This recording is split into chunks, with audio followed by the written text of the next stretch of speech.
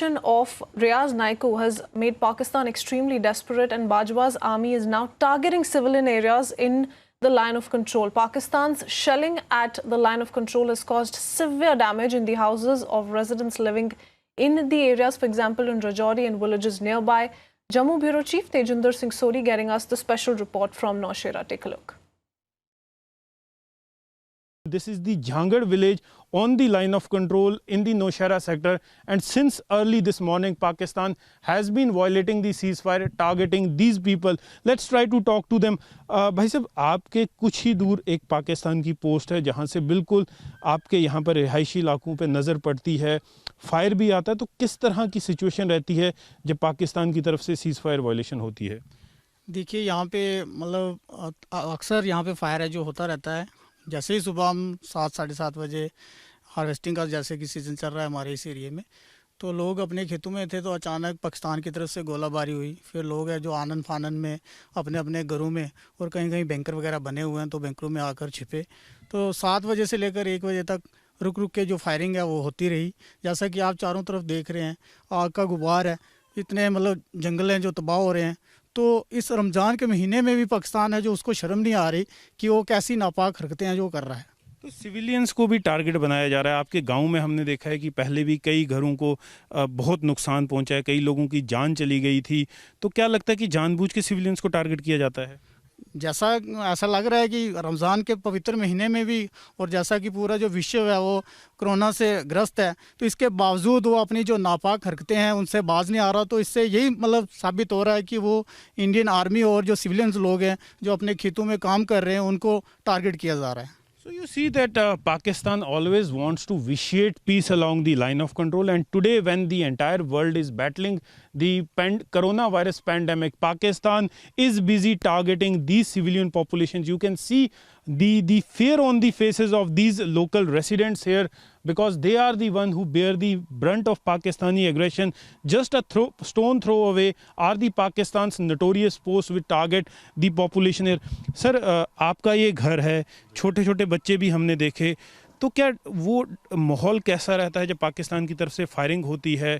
बच्चों को बचाना है, अपनी फैमिली को बचाना है, तो किस तरह का माहौल रहता है? बस बात ऐसे है कि जब फायरिंग शुरू हो जाती है तो कहीं अंदर लेकर बैठ के जाते हैं इनको, कई बार बैंक रूम में जाते हैं, कई बार किसी के घरों में चले जाते हैं। जब बाहर खेत में काम करते हों तो किसी के घर में भी बैठ जाते हैं। तो फायर तो 24 घंटे चलता ही रहता है, फायर उसमें बंद होने का कोई मसला नहीं। जब आप बताएंगे जब ये फायरिंग होती है तो उस वक्त आपके दिमाग में क्या चलता रहता है? क्या चलता रहता है कोई पता नहीं, किसी वक्त भी कोई गोली लग सकती है या मार भी सकता है कोई। So you see that these people, they fear that any time Pakistan will violate the ceasefire, though the firing continues most of the time in this place. Pakistan violates the ceasefire, and these people, they have small kids. The Pakistani army, they know that they are of no match to the might of the Indian army, and whenever the Indian army retaliates, it retaliates in such a way that several of the Pakistani posts, they are completely decimated. So that is the reason that these civilian people, those who have these houses, they are being targeted. If my video journalist, we will show you that this is the house, and just opposite to this house is the Pakistani post, a notorious Pakistan army post, from where they target people like the residents like this, and they continuously violate the ceasefire, targeting the civilian population. So these civilians, they bear the maximum brunt of Pakistani aggression, and they say that Pakistan should be taught a lesson once and for all. When the whole world is planning to welcome 5G network, when many in our cities, they complain about 4G being slow, when many across the country, they say that 100 Mbps broadband connection which they get at their home is slow, and they are unable to watch various video streaming sites.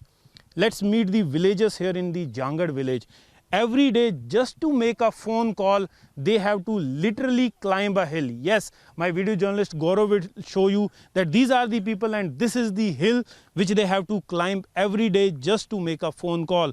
At a time when Pakistan is continuously violating the ceasefire on the line of control, we are just few meters away from the line of control fence. If my video journalist Gaurav could show you, this is the LOC fence in the Jhangar village.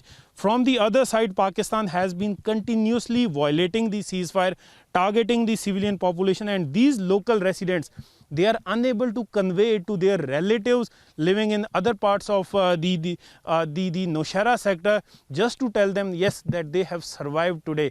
Madam आपसे बात करूंगा, आप बता रहे थे कि अभी आपके जो फ़ोन हैं सिर्फ एक खिलौना ही है, नेटवर्क है नहीं, फायरिंग हो रही है पाकिस्तान की तरफ से, अभी कुछ देर हुई फायरिंग रुके हुए, तो क्या फ़ोन कॉल करने के लिए अपने रिश्तेदारों को बताने के लिए क्या करना पड़ता है आपको? सर जब फायरिंग बंद होती है तो फिर हमें पहाड़ी पे जाके उनको अपना हालचाल बताना होता है और उनका भी हमें पता लगाना होता है कि वो कैसे हैं। वैसे इधर तो कोई हमारे घर में तो कोई रेंज वगैरह इसकी नहीं है, पहाड़ी पे जाके वो भी एक रिस्क लेके जाना होता है, कोई पता नहीं फायरिंग कब शुरू हो जाए। ये थोड़ा कि अभी बंद ही हुई है, वो शुरू भी हो सकती है।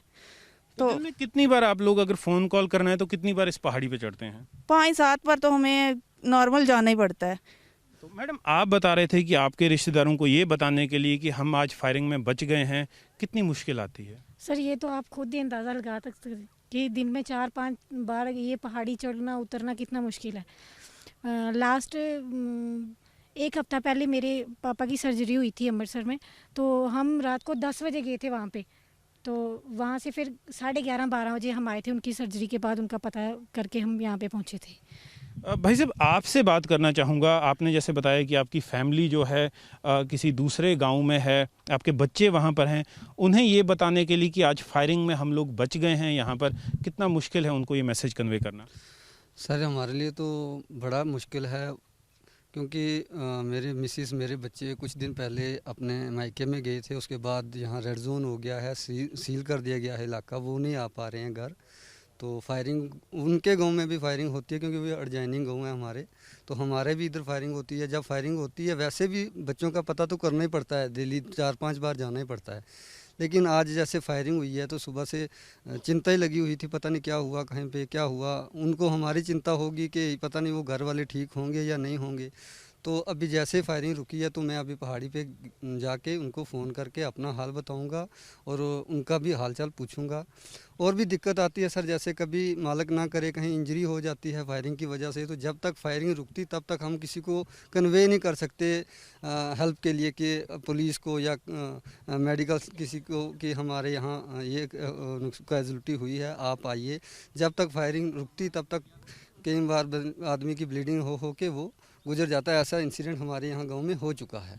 So you see that every day is a battle with survival for these residents of the line of control. On one hand, they have Pakistan which continuously violate the ceasefire, and now the pandemic of coronavirus. This entire village has been declared as a red zone, and now these people, they are caught at a place where Pakistan violates the ceasefire, but they are unable to tell their family members that today they have survived. And to make that one phone call to their family members to tell them yes we are alive, they have to literally climb that hill every day, several times a day, just to make a phone call.